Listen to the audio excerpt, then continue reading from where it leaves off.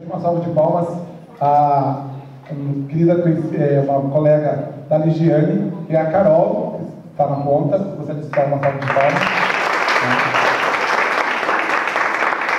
A Luzia, que é coordenadora do CAP de Cascavel, alguns já conhecem, né? A nossa velha parceira do Grupo da. A Joyce, que é coordenadora do PEF, do nosso campus. Tá? E a Aline, né, que faz parte do projeto também, faz parte da coordenação do projeto do PDE aqui também no campus. Então, Joyce, obrigado pela presença de todos. Só uma perguntinha, ele não vai participar? Como é que é o nome dele? Geocir não vai participar, né? Ele veio para colaborar com a minha fala. Eu não sei. Você quer? Se ele sobe, se ele fica. Não, pode, por favor, você uma salva de palmas. Venha para dentro Deixa eu voltar que eu não tenho caminho. Não, quanto mais pessoas que convivem, podem contribuir com o trabalho, é melhor. Isso. Arrume a cadeira para ele.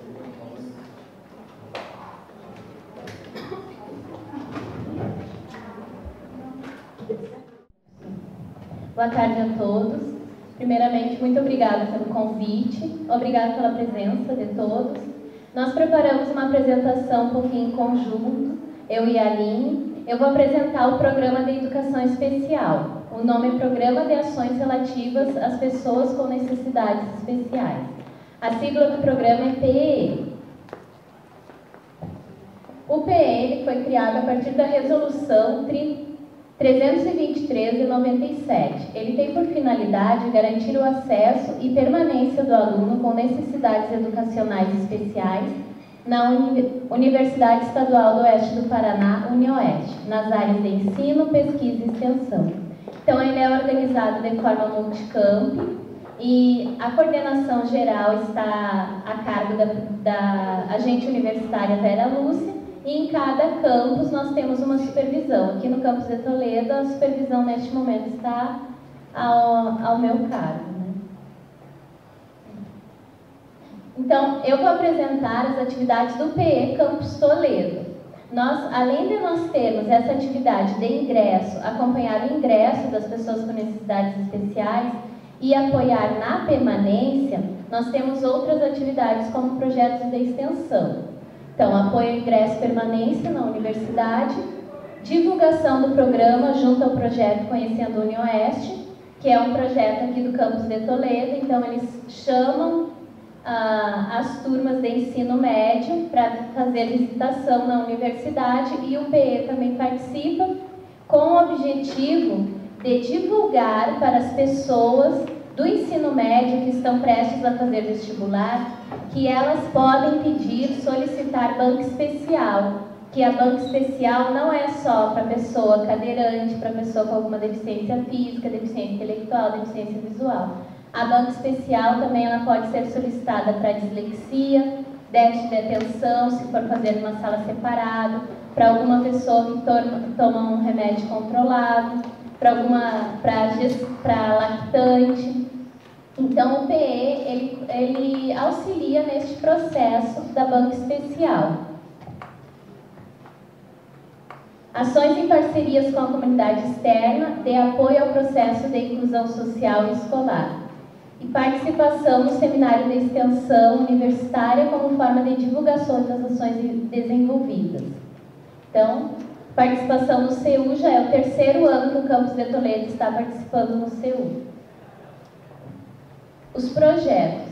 Um dos nossos projetos é a Colônia de Férias. Ela foi desenvolvida em 2013 e 2014. A Colônia de Férias em parceria com a APADA, que nós fizemos uma atividade no período das férias para as crianças surdas, de lá da APADA. O seminário que do campus de Toledo, nós temos o seminário do PE de forma geral, que acontece em Cascavel, mas também aqui no campus de Toledo já é o terceiro ano que nós estamos fazendo o seminário. Este ano vai acontecer em setembro, já está sendo organizado. Curso de Libras, que para toda a comunidade, com o objetivo de divulgar a língua de sinais. Ele está acontecendo desde o ano de 2011.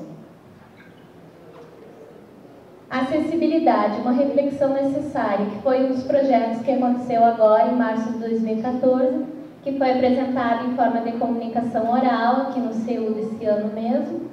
E foi um projeto assim, nós tínhamos como proposta realizar um estande, onde a gente iria abordar toda a comunidade acadêmica no período matutino, vespertino e noturno. No estande foram passados vídeos sobre acessibilidade, foram abordadas as pessoas para proporcionar este momento de reflexão. Nós tínhamos também uma cadeira de rodas, convidando as pessoas para fazerem um test drive na cadeira, para que as pessoas pudessem sentar na cadeira e passar pelo campus para ver as barreiras arquitetônicas que nós temos no campus.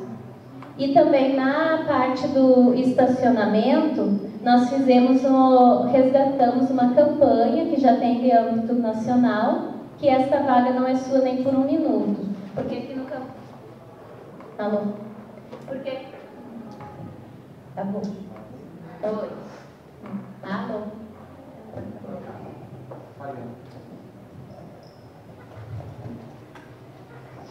Alô? Porque aqui no campus de Toledo, nós temos apenas 2 vagas para as pessoas com necessidades especiais. E essas vagas não são respeitadas. Muitas vezes a pessoa estaciona ali por apenas um minuto eu vou estacionar. Ou eu preciso descarregar algum material, ou eu preciso falar rapidamente com o professor e acabo estacionando. Então nós fizemos essa intervenção no estacionamento e, fazendo contraponto, nós queríamos inverter a situação. Como nós tínhamos só 2 vagas para as pessoas com necessidades especiais, nós queríamos que as pessoas que estão estacionando nas outras vagas, elas ficassem na situação se elas perdessem a sua vaga. Então nós colocamos várias placas escrito, e se você perdesse a sua vaga, para que as pessoas pudessem chegar e proporcionar esse momento de reflexão também. O mural interativo foi um projeto de extensão também que nós realizamos no ano passado, onde logo no bloco ali de engenharia e pesca das salas de aula tinha um mural, e naquele mural nós mudávamos a temática durante de 15 em 15 dias mais ou menos. Então a cada 15 dias nós abordávamos ou acessibilidade, ou uma deficiência auditiva, ou a própria Libras, ou o intérprete, ou a deficiência física, temáticas acerca da educação inclusiva. Jogos didáticos adaptados, uma porta aberta para a inclusão, foi um projeto que iniciou em junho de 2013 e continua esse projeto, também foi apresentado no CEU. É um projeto que a primeira proposta foi realizar jogos com as acadêmicas do curso de Pedagogia da FASU. Após este projeto, nós estendemos realizando oficinas para os professores também. Os jogos até estão expostos ali no estande do PE, quem quiser conferir. E agora o nosso próximo projeto é o Sentindo na Pele, que nós estamos tentando organizar. Ele já foi aprovado, mas nós estamos realizando a aplicação do projeto, que vai ser agora em 2014, com a proposta de trazer as escolas. Nós temos uma sala multiuso, com material pedagógico, então nós queremos trazer as turmas, as escolas, as crianças no período da alfabetização, para que pudessem experimentar esses jogos que foram construídos no outro projeto. A situação atual do PE. No ano de 2014, o PE está atendendo 8 alunos, sendo 6 de graduação e 2 de pós-graduação. Desculpa, gente, que tem 2 P ali. O PE dispõe de 2 tradutores e intérpretes de língua de sinais, 2 estagiárias atendendo no período matutino, vespertino e noturno, uma bolsista e uma profissional ledora e transcritora. Então, quais são os nossos atendimentos? Com o intérprete, se tiver alguma pessoa, se tem um acadêmico surdo, ou se tiver alguém da comunidade externa que venha assistir uma palestra na universidade, ou acompanhar algum funcionário, se tiver um funcionário surdo, os tradutores internos fazem essa mediação da comunicação. Ampliação e adaptação de texto para pessoa com baixa visão, ou adaptação de texto para pessoa deficiente visual, porque ela utiliza um programa ou DOSVox ou NVDA, e daí nós fazemos essa adaptação do texto de PDF para Word. Produção de material adaptado, oficinas na área da educação inclusiva, projetos de extensão, participação em capacitação em evento, apoio junto aos colegiados do curso dos acadêmicos com necessidades especiais. Porque além da gente dar o material para o acadêmico, disponibilizar, diminuindo as questões de barreiras, a gente também vai lá no colegiado conversar com os professores para que os professores adaptem a metodologia deles.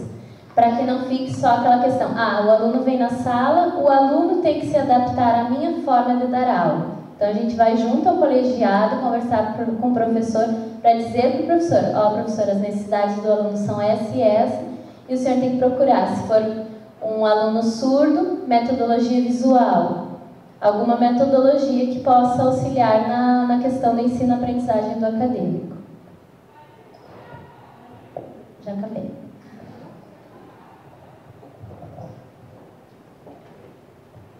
Boa tarde, pessoal. Então, em sequência à apresentação que a Joyce fez no PE, eu desenvolvi no mestrado, eu faço mestrado em educação, uma pesquisa em que se relaciona a questão da docência universitária em relação à inclusão educacional das pessoas com deficiência na UniOeste. Então, eu vou apresentar, assim, brevemente, alguns dados da minha pesquisa. Pode passar. Então, o objetivo da minha pesquisa, que foi iniciada em 2011 e eu dei continuidade no mestrado, é conhecer a prática docente e dos coordenadores. Por que docente e coordenadores? Porque na universidade e aqui na UniOeste, então os coordenadores, né, dos cursos, eles automaticamente são os próprios docentes. Então, a cada 2 anos, vai trocando a coordenação. Aí, por isso que eu coloquei docente e coordenadores. Então, conhecer a prática desses docentes coordenadores na universidade quanto à inclusão educacional. Então, foi realizada uma pesquisa na UniOeste, no campus de Cascavel.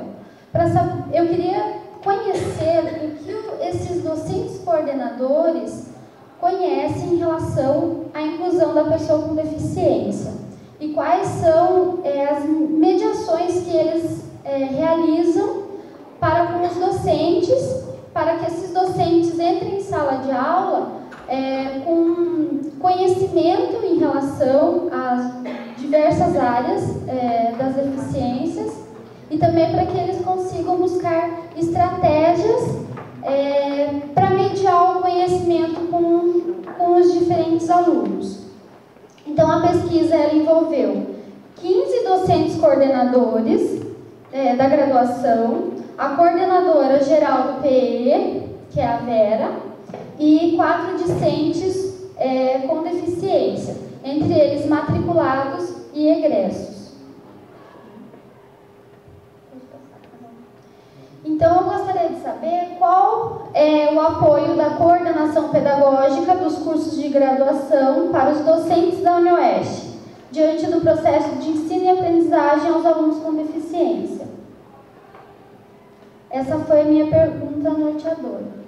Então, aqui eu trago, eu fui até esses coordenadores e realizei uma entrevista com eles. Alguns dados eu vou trazer aqui em relação aos coordenadores e aos discentes. Em relação ao conhecimento do coordenador, quando um aluno com alguma necessidade especial, alguma deficiência ingressasse no curso, e o qual ele era coordenador, qual que seria a prática que ele iria fazer para orientar esses docentes a buscarem estratégias, a buscarem alguma forma de adaptação para mediar o conhecimento com os alunos com deficiência. Então aqui eu trouxe algumas das falas dos coordenadores. O coordenador de odontologia, ele respondeu que ele tentaria verificar na universidade se tem algum programa, tentar conversar com algum coordenador de algum curso que teve um caso parecido, consultar a pró-reitoria de graduação. O coordenador da enfermagem, particularmente não tem informação nessa área, então não saberia dizer. A coordenadora de fisioterapia, eu acho que a princípio a orientação deveria vir das instâncias superiores para a coordenação. E o coordenador de matemática, primeiro ia tentar me informar na universidade, por causa desse centro de apoio que tem com as pessoas com deficiência. Então aqui eu trago para mostrar o desconhecimento de muitos dos professores em relação ao programa de educação especial. E aqui em Toledo, e acredito que nos outros campos, nós tentamos ao máximo divulgar, porque é uma forma do professor buscar conhecimentos para aplicar em sala de aula. Aqui eu trago também uma reflexão, segundo Aguiar, que diz que o coordenador ele precisa refletir junto com o professor sobre o processo de inclusão de alunos com deficiência, considerando não apenas as questões legais, mas também as representações que o grupo tem acerca da deficiência e da permanência desses alunos no espaço escolar. Eu acho que isso se aplica desde a educação básica, ensino médio e isso na graduação. Muitos dos coordenadores me perguntavam, mas por que isso? Meu papel aqui não é de orientar os docentes, meu papel é burocrático. Isso também é uma visão equivocada dos coordenadores, dos docentes coordenadores, porque a função deles também é pedagógica. Aqui Moreira também é uma das citações que eu particularmente gostaria de que os professores conhecessem. Então, quando há na sala de aula um aluno com necessidade educacional especial, o professor deve estar atento ao modo como esse aluno está inserido no grupo e, sempre que necessário, intervir nessa situação. Esta intervenção é caminho que pode abrir com discussões, trazer à tona as representações e as significações da deficiência e o papel da docência frente a essa situação, principalmente em cursos que formam professores. Não há como ignorar o modo como os futuros profissionais da educação se comportam diante as necessidades educacionais especiais. Então, vários autores que caminham na mesma linha da minha pesquisa, eles apontam que o professor universitário, eles precisam sim fazer essa mediação em relação à inclusão do aluno com alguma deficiência, porque muitas vezes o aluno dentro da sala de aula ele não tem um convívio com os colegas, então o professor ele tem que perceber e trazer isso para a discussão em sala de aula. Aqui em relação aos dados com os alunos, tá? Então foram duas ênfases que eu peguei nas entrevistas dos alunos. Então, a dificuldade no curso, no decorrer das aulas, em sua relação com docentes, discentes e coordenação do curso. E a segunda ênfase em relação à acessibilidade, as dificuldades e sugestões dos acadêmicos com deficiência para melhorias em suas condições de permanência na universidade. Pode passar, Carol. Então, alguns alunos, na sua maioria, os alunos surdos, eles colocam que a principal dificuldade é em relação à comunicação e a comunicação com os colegas, porque dentro da sala de aula, o que se usa? Então, é a questão dos ouvintes, é a questão da fala, tem um intérprete.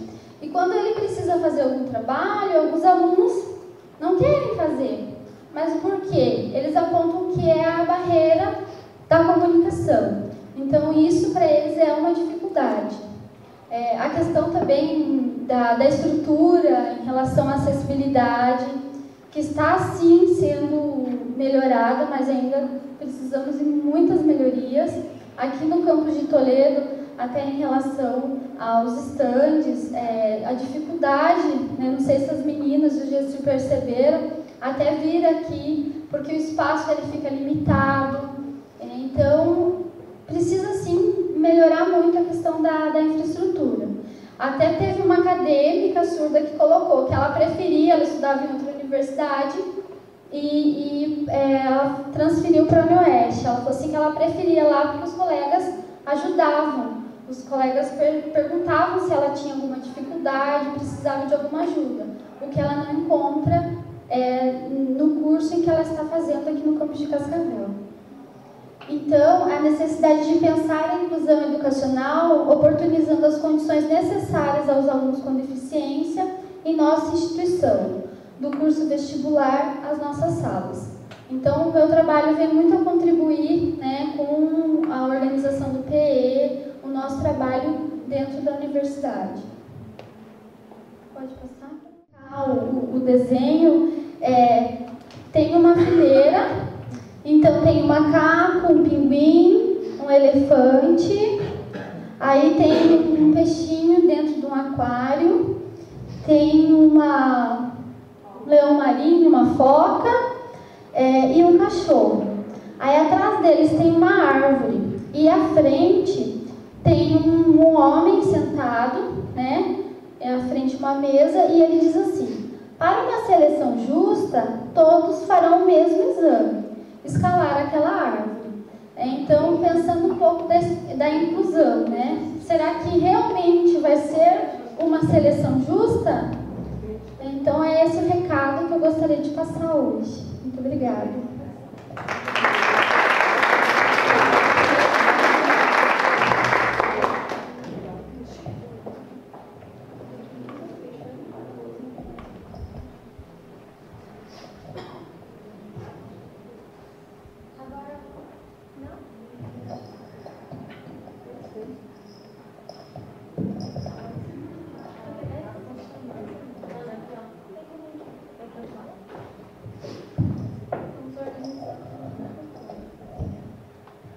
Agora nós vamos passar a palavra para o Geocir.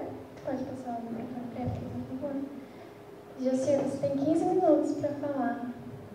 Pode ser a Luzia primeiro?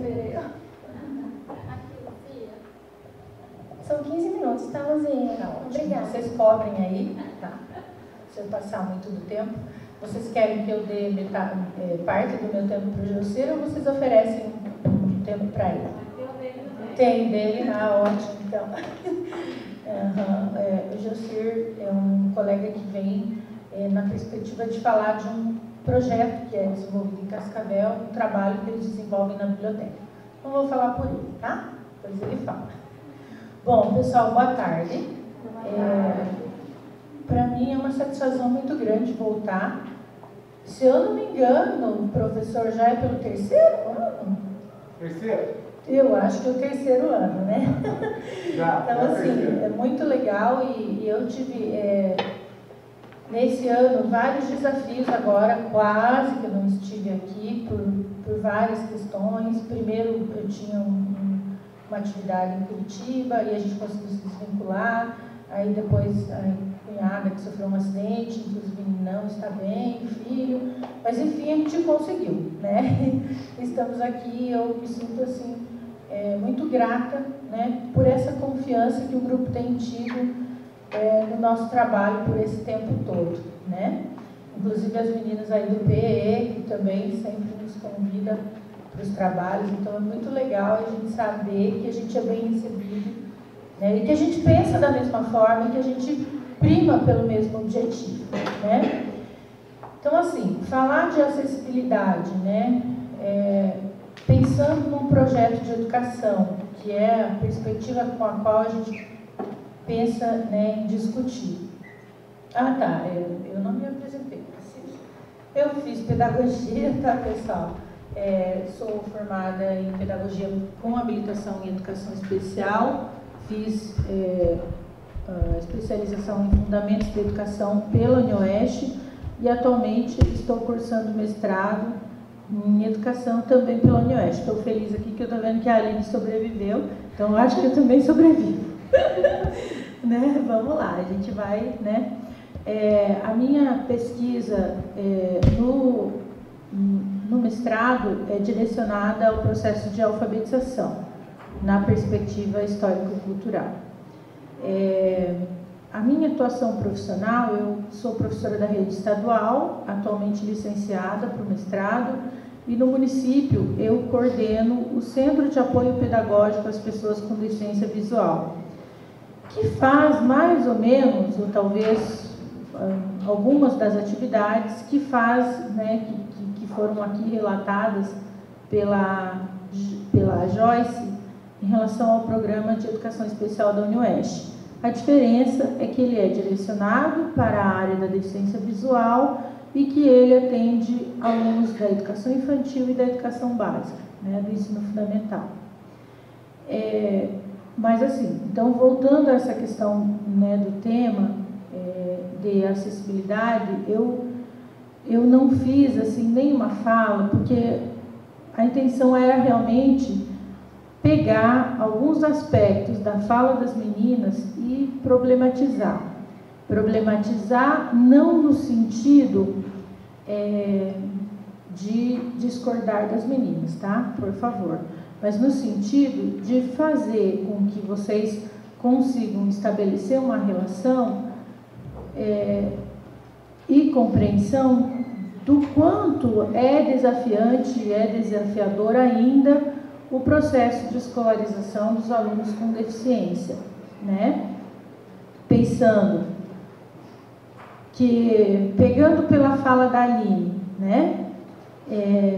Coordenadores de curso, dizer, né, que o aluno com deficiência inserido no ensino superior, né, entre aspas, dizer, olha, não é minha responsabilidade. As instâncias superiores têm que vir aqui e dizer o que eu tenho que fazer. Mas as instâncias superiores, realmente, elas vão dizer, talvez administrativamente, o que tem que ser feito. Mas pedagogicamente, né, é função, e a Aline reiterou isso na fala dela, é função de todo e qualquer coordenador pedagógico, seja ele lá da educação infantil, seja ele do ensino fundamental ou, né, lá da universidade.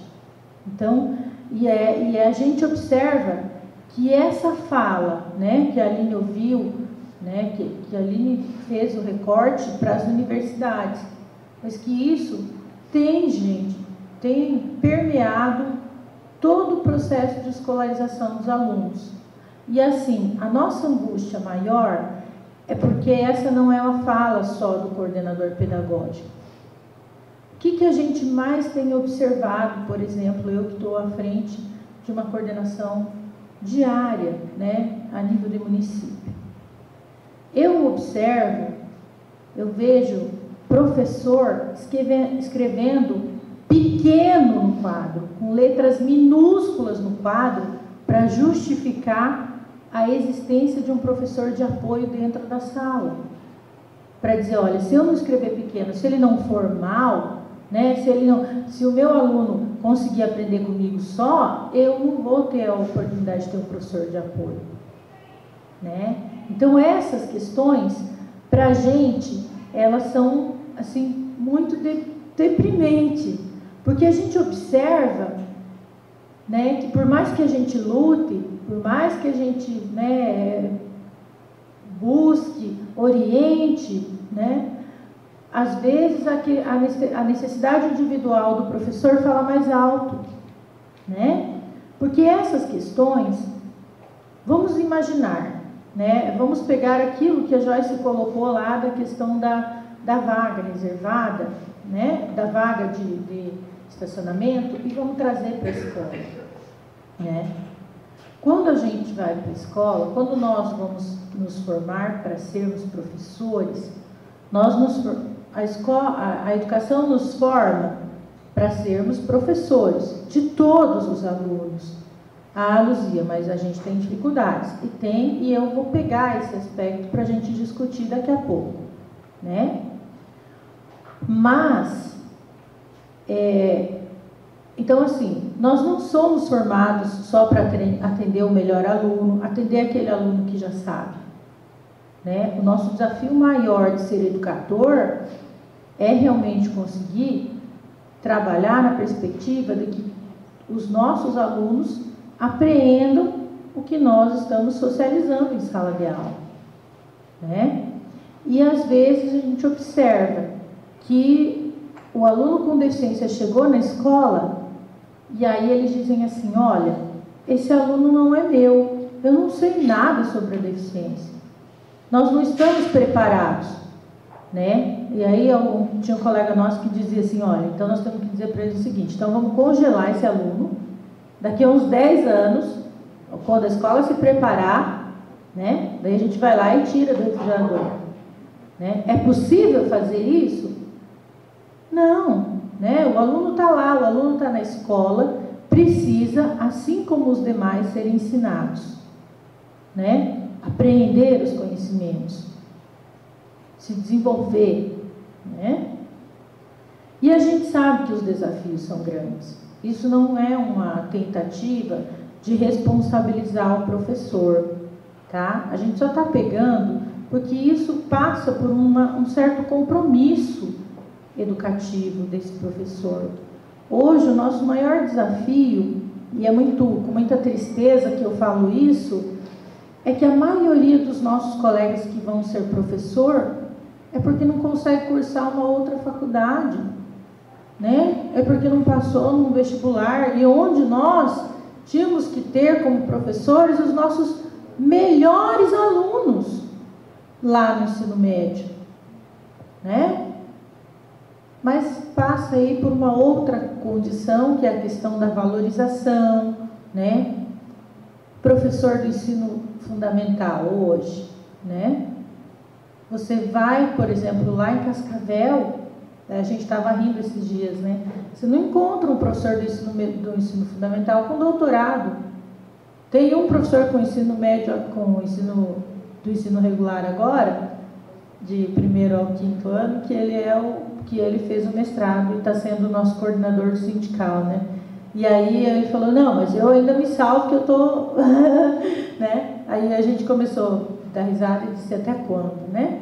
Mas é justamente por isso, né? Ele teve aí no salário dele um aumento de apenas R$40, né? Então, assim, o professor do ensino fundamental, ele é muito desvalorizado, e a ação dele, ela interfere decisivamente no processo de escolarização dos alunos, né? Então esse é um desafio muito grande para a gente, né? E outra questão que eu acho que aí é fundamental a gente pegar é a questão mesmo, né, da acessibilidade arquitetônica nas escolas, né? Escolas que o aluno é cerceado de frequentar a biblioteca, é cerceado de frequentar, de repente, o ginásio de esportes, por toda essa questão de acessibilidade, né? A própria questão que a Joyce também mencionou em relação às barreiras, né? Em relação à comunicação que o surdo possui. E para nós, pessoas cegas, eu acho que assim, a barreira maior, que aí é uma questão que depois o Josi vai falar um pouquinho sobre isso, a barreira maior é em relação ao acesso à leitura, né? A Joyce colocou aqui, olha, aqui no PE nós adaptamos os livros para que os alunos com baixa visão e cegueira possam ter acesso, né? E eu estou lá no mestrado, estou nessa condição agora, né? Dependendo do PE. É muito legal isso. E assim, gente, por mais que a gente diga, por exemplo, troca um estagiário, o estagiário ainda não está adaptado, não faz o material do jeito que deveria, né? Então, isso teria que ser uma política muito mais ampla, porque todo livro que vocês pegam para ler, como é que ele foi produzido? Né? Eu pego um livro, né? Eu vou lá na livraria e compro um livro. Como é que aquele livro chegou ali? Além de ser escrito por alguém, né? Mas quais são os procedimentos? ele foi digitalizado, né? Ele foi digitalizado. Mas aí, pessoal, o que a gente observa? Às vezes o livro foi digitalizado, né, Joyce? O livro está ali, mas você liga lá e pede, por favor, né, para a editora, vocês podem mandar para mim, né, o livro digitalizado, porque eu tenho aqui um aluno cego. Tem editoras que não se propõem, não manda. Aí você tem que pegar aquele livro, escanear o livro, organizar novamente, corrigir, para que a gente que tem deficiência visual tenha acesso. Né? Então esse, para nós, pessoas com deficiência visual, é o maior desafio, né? É o acesso à leitura. Enquanto de repente o outro colega vai lá na xerocadora e, né, pega o texto ponto, né, o professor tem que levar lá, né, para as meninas poderem digitar e a gente ter acesso ao livro. E a pessoa vai lá, pega o livro e já tem naquele momento, né? E este processo é um processo muito demorado. Se a gente escanear o texto fica em PDF, passar para o Word, ele desconfigura tudo. Sim. Então a gente tem que ler página por tudo página. corrigidinho. E o acadêmico fica lá esperando até o PE poder terminar o trabalho para poder entregar para o acadêmico estudar. Daí ele acaba se tratando do estudo. Claro. Não, tá certo. A Joyce fala isso com propriedade. A Joyce está enfrentando isso novamente esse ano, né, Joyce? Tem um acadêmico novinho aí, com cursos, né, gente, que demandam muito estudo, né? Imagine. Então, assim, e o mais triste disso, gente, o mais deprimente, é saber que isso não ocorre só na universidade. Eu vou dar um exemplo para vocês. O Ministério da Educação implementou desde 2008 o projeto MEC Days. Luzia, desculpa te interromper, mas falta 1 minuto, tá? Ah, tá bom, eu já estou terminando. O projeto MEC Days. Esse projeto MEC Days é uma forma de que obrigar as editoras a fornecer pelo menos o livro em formato, um formato digital, né, e com som. Este ano, só para vocês terem uma ideia, que mudou o PNLD de 6º ao 9º ano. Os alunos sem deficiência receberam o livro já no início do ano letivo. Os alunos com deficiência estão recebendo esse livro em MEC Days agora. Né? Então, isso é só um exemplo. Eu queria pegar ainda, nessa perspectiva, a questão da formação dos professores, né? Que eu vejo que todo esse desafio que foi colocado, todas essas questões que foram colocadas em relação ao professor, né, em relação à atuação do professor junto aos alunos com deficiência, ela está ligada também um pouco ao formato dos cursos universitários, né? Qual é o curso hoje que tem, né, de graduação principalmente, que trabalha aspectos relacionados à área das deficiências? Só o curso de pedagogia, né? Eu não sei aqui se as meninas têm alguma, né? Mas eu acho que todos os demais cursos, né, língua portuguesa, né, quer dizer, que trabalham com a educação, os cursos de licenciatura, e não tem a não ser, né, os programas se debatendo, o programa de educação especial da UniOeste especificamente, né, como a Joyce já colocou aqui, se debatendo para tentar suprir essa demanda. Mas os cursos de licenciatura não tem nenhum tipo de disciplina, nenhuma disciplina que discuta a educação especial. E isso a gente observa que faz falta. Porque daí chega o professor de geografia e realmente ele não tem informação nenhuma. E aí ele tem também com ele toda a questão de valores que ele já traz, as concepções sobre pessoa com deficiência, né? Que às vezes ele pensa que a pessoa com deficiência não precisa aprender, às vezes ele pensa que a pessoa com deficiência é um coitadinho, que ele tem que reduzir o currículo. Então tem todas essas questões. Seria um debate muito legal e muita questão aqui para a gente para a gente discutir, colocar, né? Mas assim, a ideia era realmente suscitar essas questões, né? E que a gente possa lutar ou né, intervir na perspectiva de superar algumas delas, né? Trabalhar o compromisso do professor, pensar que o nosso aluno com deficiência visual, por exemplo, se às vezes ele cobra, se às vezes ele é um pouco chato, é porque ele está ansioso, ele precisa daquele material. Pensar, né, nós enquanto universitários, coordenadores de universidade, na perspectiva de que trabalhar essa questão da educação especial nos demais cursos de licenciatura. São algumas, né, das questões. Então, assim, mas para finalizar, eu só queria dizer o seguinte, Vygotsky trabalha numa perspectiva de educação, e aí ele fala que não há diferença entre o processo educativo de uma pessoa com e de uma pessoa sem deficiência. O que se diferencia são alguns encaminhamentos teórico-metodológicos que o professor tem que avançar muito, desde que sejam realmente ensinados. Pessoal, obrigada, eu espero assim ter contribuído.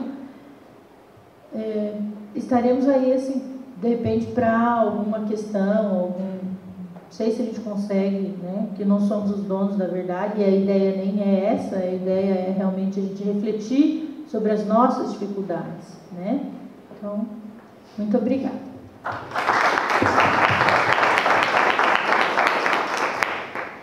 Obrigada, Luzia. Agora nós vamos passar a palavra para o Gelson. São 15 minutos também. Bom, boa tarde a todos, a todas. Primeiramente, agradecer, né, pelo convite de estar aqui participando, né, desse evento, porque é um espaço, né, construído pelo PE, e desde o começo que eu cheguei aqui, vim de Cascavel, o curso tratado do PE, eu fiquei pensando, né, como que a gente que chega num determinado espaço pensa que aquilo sempre existiu, né?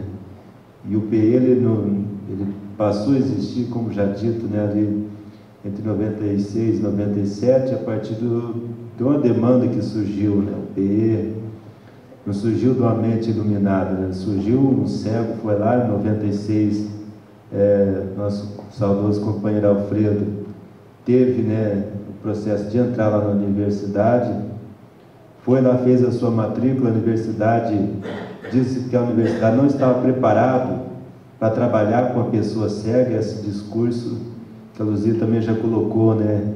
Sempre a escola não está preparada, a universidade não está preparada, o espaço não está preparado, então surgem outras discussões, exemplo daquele grupo que diz, não, existem pessoas que fazem a inclusão radical, nos acusa, né, de dizer que somos radicalmente, outros falam de inclusão responsável, ou seja, remete a nós que defendemos a educação inclusiva como se fosse algo irresponsável, né?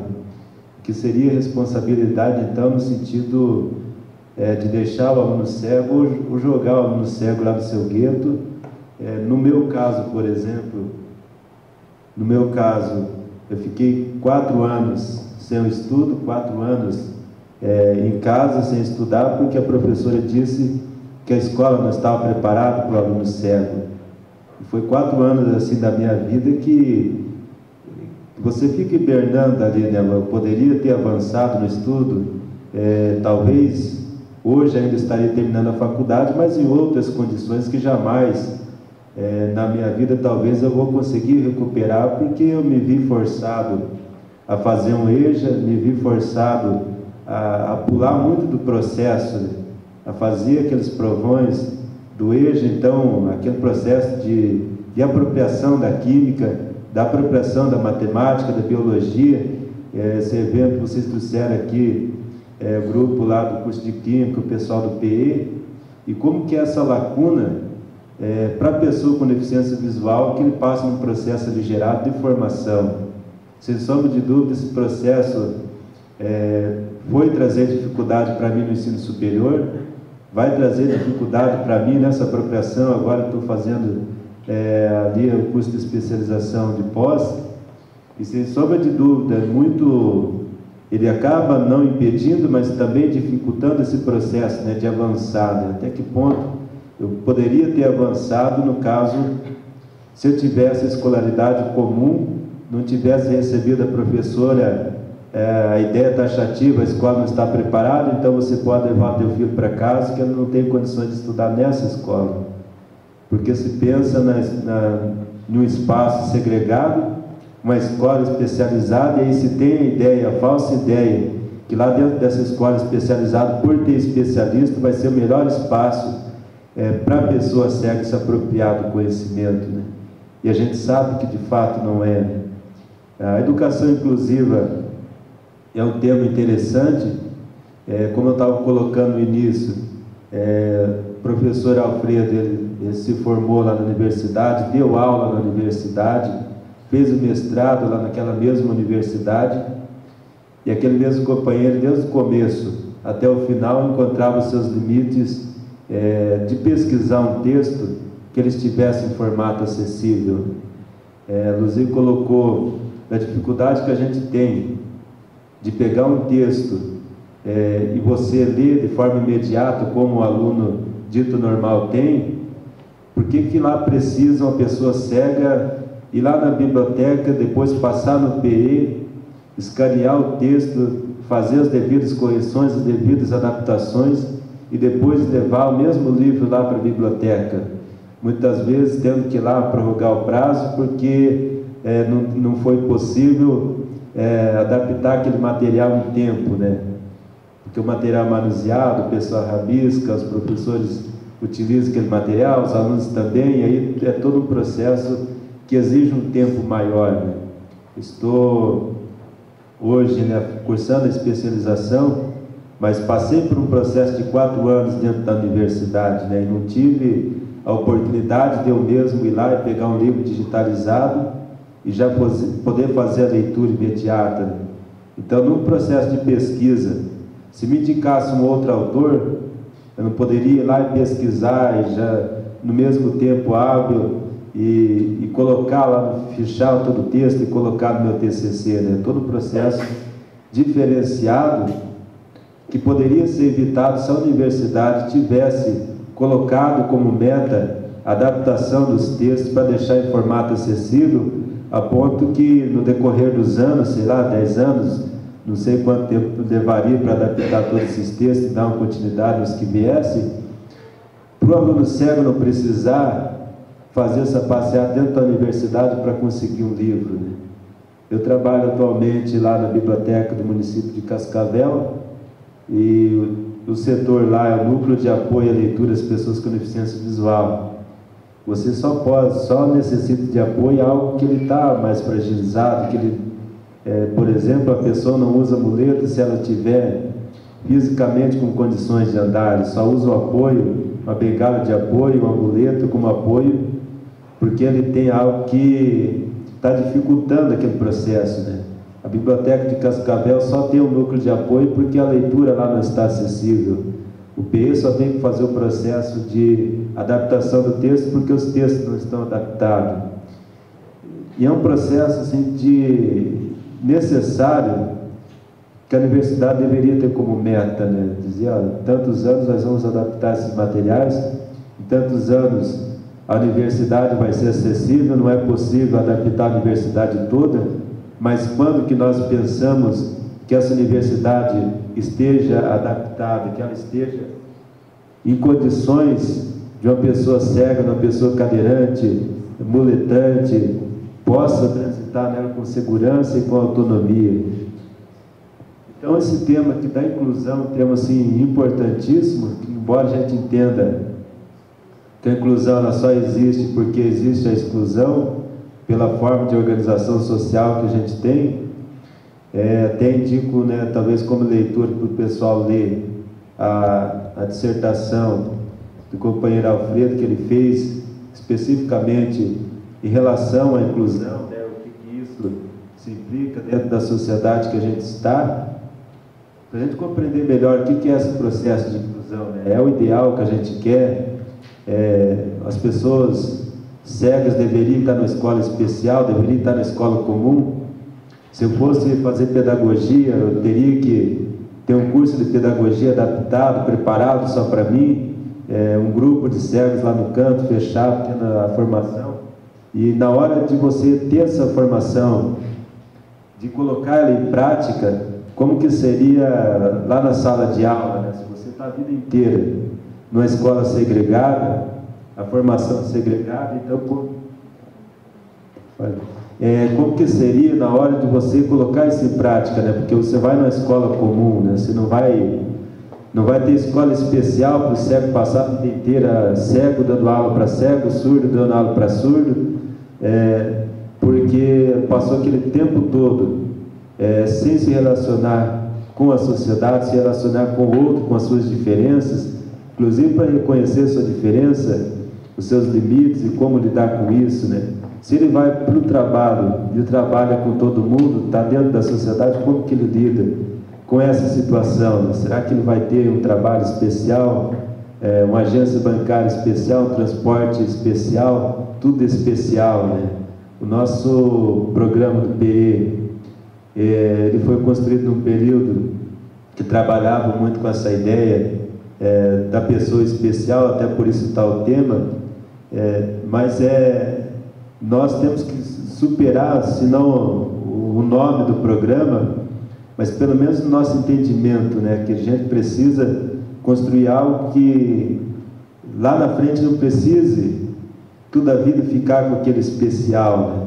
Tem que ter alguém especialista da educação para se relacionar com a pessoa cega. Eu preciso de alguém especialista da área da surdez para poder se relacionar, né? Muita gente pode pensar que isso é utopia, mas é um processo que a gente tem que pensar e lutar para construir. Em vez de toda a vida ter um intérprete para traduzir, por que não as pessoas começarem a se apropriar e popularizar a Libras? Por que não as livrarias, as editoras publicarem os livros já em formato acessível? Por que não se preocupar em construir espaços novos que sejam acessíveis, ou mesmo adaptar os que já estão, né? Então é um processo de inclusão e que não é fácil, né? Tem lá suas dificuldades e tem suas limitações. A escola não está preparada e é nessa escola que a gente tem que estar fazendo essa pressão, né? Porque o aluno, só ele estando lá, para essa necessidade aparecer, porque enquanto ele não está, ninguém vai ver que aquela rampa não está no formato ideal, que aquela escada não está acessível, que aquele quadro não está de maneira também acessível, os livros não estão acessíveis, os vídeos não estão acessíveis, a aula não está sendo acessível. Então, a pessoa com deficiência, estando dentro da sala de aula, quer ser essa escola que se considere preparada ou não, é a única forma, né, da gente fazer que coisas sejam pressionadas e que esse processo de inclusão de fato aconteça, né?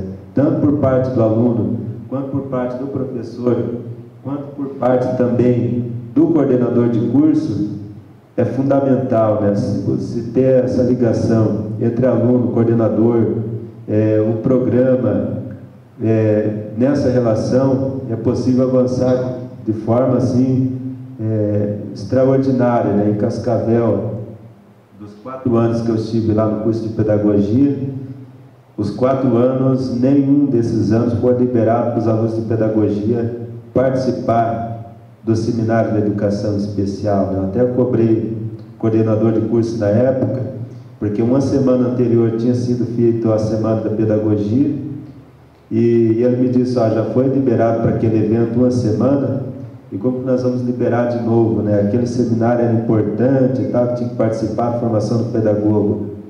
Eu questionei, mas e o seminário de educação especial, o aluno vai sair aqui com qual formação? Isso será que não seria importante também? Ele não teve nenhuma resposta convincente.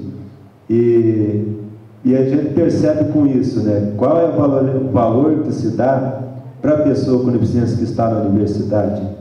Qual é o valor que se dá para o profissional que passou por lá dando aula, passou como aluno passou no mestrado, passou a dar aula, a ser companheiros do mesmo colegiado de pedagogia, e não perceber a importância ainda que se tinha da formação do profissional pedagogo para ir para a sala de aula. E é esse pedagogo que vai para a sala de aula tendo a disciplina de educação especial lá no último ano, de forma acelerada, corrida, pegando um pouco de tudo, sem poder se aprofundar, e é esse professor que vai para dentro da sala de aula dar aula para os nossos alunos, né? Nós fomos dar aula já no terceiro semestre, fizemos estágio já a partir do primeiro, dando aula no terceiro e no quarto ano, e fomos se apropriar de muitos conhecimentos fundamentais que deveria de ter. Josier,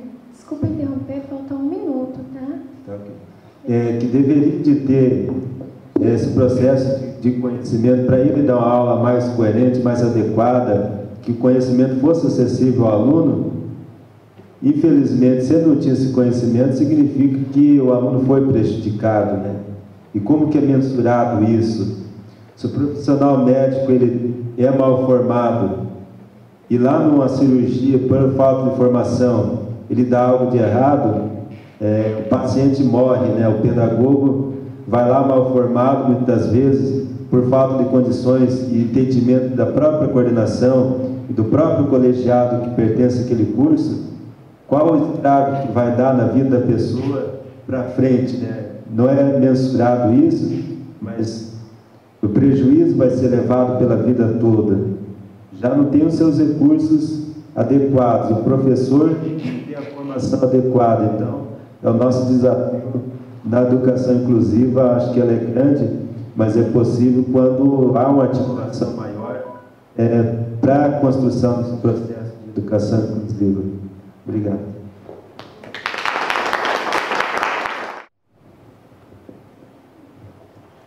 Bom, olá a todos. Eu sou a Carol. Eu sou acadêmica do terceiro ano do curso de História pela Universidade Paranaense. Faço monitoria em História Medieval, participo de alguns projetos de pesquisa. E para mim é um prazer imenso estar aqui com vocês. Eu agradeço muito o convite, a oportunidade dada aí pelo professor Marcos. E, em especial, a oportunidade dada pela minha ex-colega de sala de aula, Ligiane, que me convidou para estar aqui fazendo uma fala com vocês sobre acessibilidade. Eu considero essa fala um grande desafio, até porque eu não estou na área da educação especial, como a Luzia e como o Gelcir, mas eu sou uma pessoa cega, eu sou cega desde nascença, então eu tenho a parte da experiência, da vivência prática, que é claro, eles dois também têm, mas eles têm algo mais a acrescentar, que é a parte teórica, e essa parte eu não posso contribuir muito, assim. Bom, eu acredito que a acessibilidade, e no caso a inclusão da pessoa cega, ela sofreu um grande avanço, sim, de 50 anos para cá. Se a gente for analisar historicamente, há 40, 50 anos atrás, o cego era considerado uma pessoa boçal, ele não fazia nada, ele ficava em casa ouvindo rádio.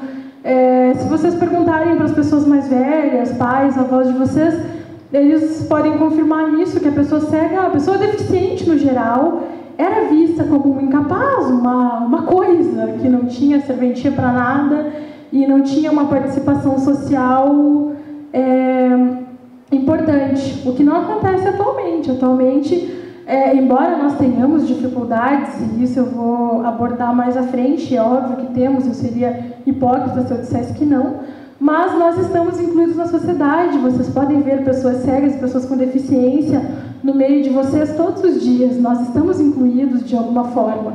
E isso já é um avanço enorme, porque se a gente for ver o tempo que a pessoa cega, ou enfim, a pessoa com deficiência passou escondida, de 50 anos para cá nós estamos com uma visibilidade muito grande dentro da sociedade. Então, assim, eu fui parte de um processo de transição educacional. Quando eu entrei na escola, na verdade eu comecei minha mãe me levava na escola especial desde os 7 meses de idade, que foi logo depois que ela descobriu que eu era cega. Então, na escola especial eu tive todo o acompanhamento inicial, essa parte de ensinar a criança cega a engatinhar, posteriormente tive o ensino do braille, toda essa coisa. Mas eu digo que eu fiz parte de um processo de transição, porque até a 8ª série eu utilizava o método Braille, e eu acho que a Ligiane lembra bem, era aquela máquina gigante, pesada, fazia uma barulheira enorme na sala de aula. Livro didático era um problema, e ainda é, mas naquela época era pior ainda, porque às vezes a gente estava lá em novembro, eu recebia a primeira parte do livro didático do ano retrasado. Então, assim, foram graças aos outros colegas, a Luzia, ao professor Enio, ao professor Alfredo, graças às manifestações, graças a toda essa visibilidade que eles começaram a dar com a pessoa cega, que nós conseguimos ter um acesso melhorado do livro didático. Ainda precisa melhorar muito, o acesso ainda é restrito, como a Luzia já disse, mas na minha época era um pouquinho melhor, assim, menos pior, digamos assim. Então, assim, a partir da 8ª série, começaram a surgir os computadores com leitores de tela adaptado. Esses leitores de tela, eles são sistemas de voz que fazem a leitura da tela do computador. Então, a partir disso, a nossa vida melhorou significativamente, porque foi abandonado aí os livros em braille, que eram muito grandes e pesados. A gente tinha um acompanhamento melhor na sala de aula, porque aí a gente podia acompanhar o professor mais de perto. E o professor também começou a ter uma visão diferente da gente, porque imaginem vocês, um professor, ele vai ser lá confrontado, entre aspas, com um aluno com deficiência. Na minha época, eu fazia as provas em braille, era mandado lá para o CAIDV, que normalmente ficava numa escola longe de onde eu estudava. Então, 2 ou 3 semanas depois, ele ia ter acesso a essa minha prova transcrita para linguagem à tinta. Então, com o computador, facilitou um tanto a comunicação do aluno entre o professor, porque aí a gente digitava no computador, no DOSVox, no caso, que é o leitor de telas que o povo mais usa, e o professor tinha acesso imediato, através de um pendrive, enfim. Então, isso eu acredito que foi uma coisa transformadora, que possibilitou uma comunicação maior entre o professor e aluno. E isso é muito benéfico. E, assim, eu acredito, sim, que houve um grande avanço na acessibilidade, mas ainda precisa melhorar muito. O governo precisa melhorar, mas eu acho que a principal da transformação precisa acontecer dentro da nossa sociedade. Porque a sociedade é o meio onde a gente vive, a gente está incluído na sociedade. E se a sociedade continua nos vendo como coitadinhos, como coisinha fofa da titia, aquela coisa de infantilizar o cego, enquanto as pessoas ainda continuarem chocadas quando descobrem que cego namora, que cego faz sexo, que cego tem filho, essa transformação não vai acontecer. Porque, entre aspas, os professores, quem são os professores? Eles são membros da sociedade, eles estão lá no meio da gente. Então, se eles não têm uma visão melhorada da pessoa cega, essa transformação não vai acontecer. E aí, assim, eu acho que grande parte da sociedade, infelizmente ou felizmente, ainda está muito ligada aos meios de comunicação, agora está muito ligada às redes sociais. Então, há coisas que nos difamam, de certa forma, né? Se a gente pensar, por exemplo, eu vi muitos colegas de cegueira colocando: a Rede Globo não me representa, porque há pouco tempo atrás a Globo teve uma novela que teve um personagem cego. Eu não acompanhei, mas eu acompanhei as discussões pela internet que as pessoas faziam. E claro que a Rede Globo nos representa, não me representa como ter aquela opinião, como ter aquele pensamento, mas as pessoas que estão ali ao nosso redor são as pessoas mais simplórias, aquelas que vão nos encontrar nos terminais de ônibus, indo para os seus trabalhos, aquelas que nos vão ajudar a chegar em algum lugar, são as pessoas que assistem esse tipo de programação, esse tipo de novela. Então, enquanto a Rede Globo continuar mostrando a pessoa cega como um coitadinho, no caso da novela da Globo lá, o ceguinho não via nada, caía deitado dentro da piscina, toda aquela idiotice toda, as pessoas vão continuar nos vendo assim. As pessoas vão continuar tendo esse pensamento de que a pessoa cega é uma coitadinha, olha só, pobrezinho, o cara estava ali do lado agarrando a mulher dele, ele não viu, mas olha que bobo, né? Então, esse tipo de pensamento ele faz parte da sociedade atual e essa transformação precisa acontecer para que a acessibilidade se transforme também. Então, assim, e eu acho que é uma coisa muito importante, porque eu vejo, assim, na minha faculdade mesmo, lá no meu curso, eu estou lá no último ano, terceiro ano, então eu estou convivendo com o pessoal já tem um bom tempo. Já era para eles terem uma ideia de que eu era uma pessoa diferente daquilo que eles viam. E esses dias, numa conversa com um colega, o cara me disse: ah, que bom que você vem aqui para a faculdade, né, Carol? É uma coisa boa para você se entreter. Aí eu penso, pô, se eu quisesse me entreter, eu ficava em casa assistindo Pica-Pau, eu não ia estar aqui estudando, né? Então, é uma coisa bem complicada, assim, essa transformação, ela precisa, sim, acontecer na sociedade. E hoje, as tecnologias assistivas, elas nos dão uma autonomia muito grande, assim, como para vocês, por exemplo, micro-ondas, fogão com acendimento automático, isso são coisas modernas. Mas para nós, pessoas cegas, isso são coisas essenciais, isso nos possibilita uma independência muito maior. Então, eu acredito... Que não seja digital, né? Ah, sim, também. Mas isso nos possibilita, né, uma integração melhor na sociedade e como pessoas também, porque há 30, 40 anos atrás, uma pessoa cega, ela até tinha capacidade de fazer determinadas coisas dentro de casa, mas era tudo muito mais difícil, tudo mais dificultado pela inexistência dessas tecnologias. Então, assim, eu sou muito a favor da tecnologia, da internet, essas coisas. Eu acho que nos possibilita, sim, um grande avanço. Hoje em dia, o consumo livre de materiais, essa digitalização independente de livros. Hoje em dia tem os programas que fazem a conversão de texto em imagem para PDF, para doc. Então, eu acredito que isso nos traga, sim, uma grande independência, mas eu acredito e repito que a acessibilidade só vai acontecer na totalidade quando ocorrer uma transformação social. Eu agradeço a oportunidade e, caso alguém queira abrir para perguntas, a gente está aí.